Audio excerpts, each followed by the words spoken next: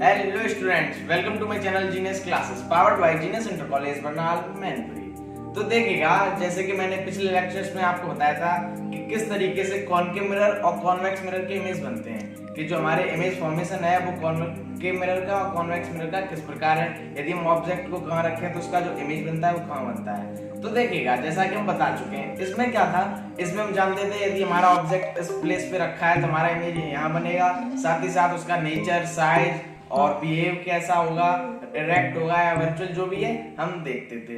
अब इसी के साथ साथ यदि हम चाहें कि हम कैलकुलेशन की हेल्प से ये सब जान सकें, किसकी हेल्प से, कैलकुलेशन की हेल्प से, तो हमें थोड़े से मैथ की आवश्यकता पड़ेगी और उसमें एक फॉर्मूला है जिसका नाम है मिरर फॉर्मूला, जिसके बारे में आज हम बात करेंगे। तो जो मिरर फॉर्मूला है हमारा, उसे जानने से पहले थोड़ा और बेसिक कंसेप्ट समझ लें, रूल्स एंड रेगुलेशन समझ लें, ताकि आपको मिरर फार्मूला यूज करने में कोई परेशानी ना हो। तो देखिए, जैसे कि यदि हम रूल्स की बात करें तो हमारे इंडिया में जो रोड्स हैं, ट्रांसपोर्टेशन सिस्टम है, उसमें क्या है, गाड़ियां हैं, जो हमारी व्हीकल्स हैं वो लेफ्ट साइड चलती हैं, ठीक है ना, लेफ्ट साइड चलती हैं। लेकिन यदि हम बाहर की बात करें तो बाहर कुछ और है, अधिकतर राइट साइड में गाड़ियां चलती हैं। लेकिन हमारा रूल है, रेगुलेशन है कि हमें जो भी गाड़ियां चलानी है, व्हीकल्स चलानी है, वो लेफ्ट साइड में चलानी है। क्यों?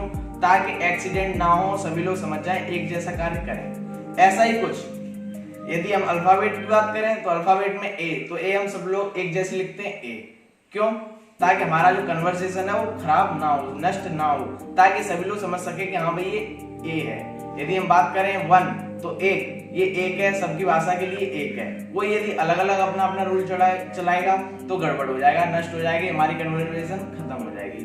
तो इस हिसाब से यदि हम बात करें साइन कन्वेंशन की, जो कि मेरा फॉर्मूला में बहुत आवश्यकता पड़ेगी साइन कन्वेंशन की, तो उसमें भी अपना रूल है, किधर हम पॉजिटिव लेते हैं, किधर हम नेगेटिव लेते हैं। तो देखिएगा, यदि हम साइन कन्वेंशन की बात करें तो साइन कन्वेंशन में आपने पढ़ा होगा कार्टेशियन प्रोडक्ट। क्या पढ़ा होगा? Cartesian product. 9th क्लास में मैथ में पढ़ा होगा, यदि 9th में नहीं पढ़ा तो 10th में पढ़ लिया होगा या पढ़ोगे। तो देखिए, जो कार्टेशियन प्रोडक्ट होता है, छोटा सा फॉर्म हम भी बता देते हैं कार्टेशियन प्रोडक्ट क्या होता है, और ये आपके लिए बहुत आवश्यकता है। और मैथ और फिजिक्स दोनों भाई बहन हैं, बहुत बड़ा रिलेशनशिप है, हमेशा साथ साथ चलते हैं फिजिक्स और मैथ। तो देखिएगा, जो हमारा कार्टेशियन प्रोडक्ट है उसके अकॉर्डिंग समझते हैं। लेते हैं हम एक कॉनकेव मिरर, हमने कॉनकेव मिरर लिया, इसका एक सेंटर होता है जिसका नाम होता है पोल।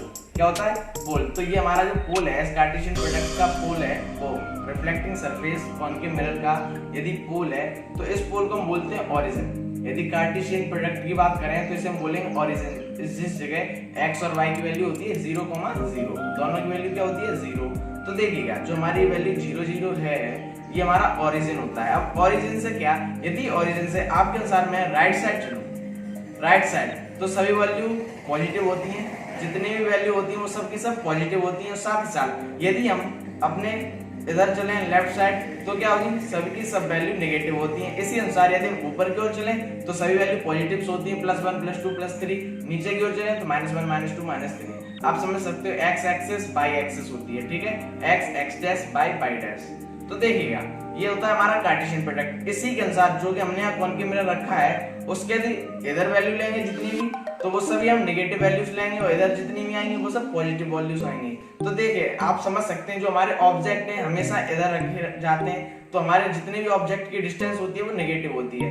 अब जरा हम थोड़ा सिंबल देख लें कि डिनोट किससे करते हैं, डिस्टेंस ऑब्जेक्ट की इमेज की डिस्टेंस को। तो देखिए, पहले हम एक एग्जांपल लेते हैं, छोटा सा एग्जांपल लिया कॉनकेव मिरर। कॉनकेव मिरर लेने का प्रिंसिपल एक्सिस ड्रॉ की।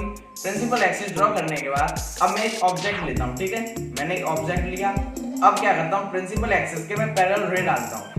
पैरेलल रे डालने के बाद वो किससे मीट करती हुई जाएगी, फोकस से, तो फोकस से मीट करती हुई निकल गई।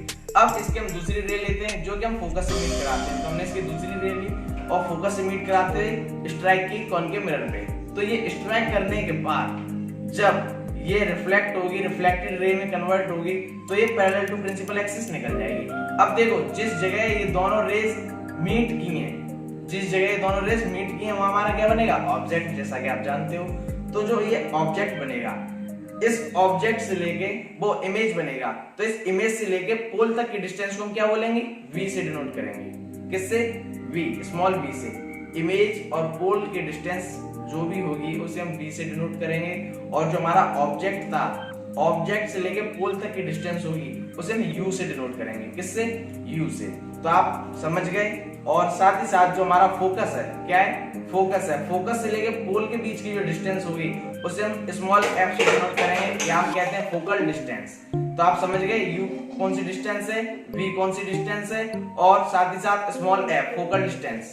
ठीक है, तो आप डिस्टेंस समझ गए। अब इसी के साथ हमारा मिरर फॉर्मूला आता है, लेकिन मिरर फॉर्मूला की यदि हम बात करें तो इसका एक डेरिवेशन है, लेकिन आपके कोर्स में नहीं है, सिलेबस में नहीं है। लेकिन यदि आप चाहते हो कि मैं डेरिवेशन बता दूं तो हमें कमेंट बॉक्स में कमेंट करके बता सकते हैं, ताकि हम बता दें। तो देखिए, जो हमारा फॉर्मूला है वो है 1/f equal 1/v plus 1/u।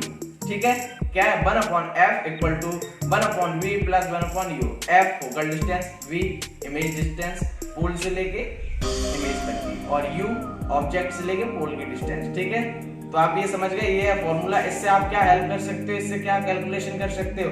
यदि आपके पास दो चीजें दी हैं तो आप तीसरी निकाल सकते हो। यदि फोकल डिस्टेंस दी है तो आप इमेज की डिस्टेंस और ऑब्जेक्ट की डिस्टेंस में से कोई सी एक निकाल सकते हो, यदि दो दी हैं। ठीक है, तो इस प्रकार आप इसकी डिस्टेंस निकाल सकते हो। अब साथ ही साथ इससे आप ये भी समझ जाओगे इसका नेचर क्या होगा। लेकिन यदि हम साइज की बात करें तो साइज कैसे जानेंगे, तो साइज का एक रेशियो निकालते हैं, उसका एक दूसरा फॉर्मूला है जिसे हम बोलते हैं मैग्निफिकेशन। क्या बोलते हैं, मैग्निफिकेशन। स्मॉल m से डिनोट करते हैं। फॉर्मूला होता है हमारा hi/ho। hi का मतलब है हाइट ऑफ इमेज और ho मतलब हाइट ऑफ ऑब्जेक्ट, मतलब सीधी साइज है। तो इसका जो रेशियो निकालते हैं, इमेज रेस्पेक्ट टू ऑब्जेक्ट, इसका हम रेशियो निकालते हैं, इससे हम समझ सकते हैं कि क्या साइज है। इसी के साथ यदि हमें ये दोनों चीजों की नॉलेज है तो हम इससे भी v और u की डिस्टेंस निकाल सकते हैं। कैसे, वो फार्मूला होता है I/O या फिर hi/ho माइनस v/u। ठीक है, v/u ये हमारा फॉर्मूला, इससे भी हम v और u की डिस्टेंस निकाल सकते हैं। तो हमारा मिरर फॉर्मूला हो गया, मैग्निफिकेशन फॉर्मूला हो गया। अब यदि आप चाहते हो मैं न्यूमेरिकल कराऊं इससे रिलेटेड तो हमें कमेंट बॉक्स में कमेंट करके बता सकते हैं, ताकि इनसे रिलेटेड में न्यूमेरिकल्स 2 3 या 4 5 जितने भी हो सके वीडियो के अनुसार तो हम करा देंगे, यदि आप कहोगे तो। नहीं तो मैं आगे रिफ्लेक्शन ऑफ लाइट पे चला जाऊंगा। तो आपका जो रिफ्लेक्शन ऑफ लाइट है वो बिल्कुल फिनिश हो चुका है। रिफ्लेक्शन ऑफ लाइट में कुछ भी नहीं बचा है। अब बात करेंगे सिर्फ रिफ्लेक्शन की। और यदि आपको ऐसा कुछ लगता है रिफ्लेक्शन ऑफ लाइट में कुछ भी बचा है या कुछ भी छूट गया है तो प्लीज हमें कमेंट बॉक्स में कमेंट करके बता दें, ताकि हम आपको बता सकें। और यदि इस तरीके से समझाने का अच्छा लगे तो लाइक करें, शेयर करें और सब्सक्राइब करें। Thank you very much.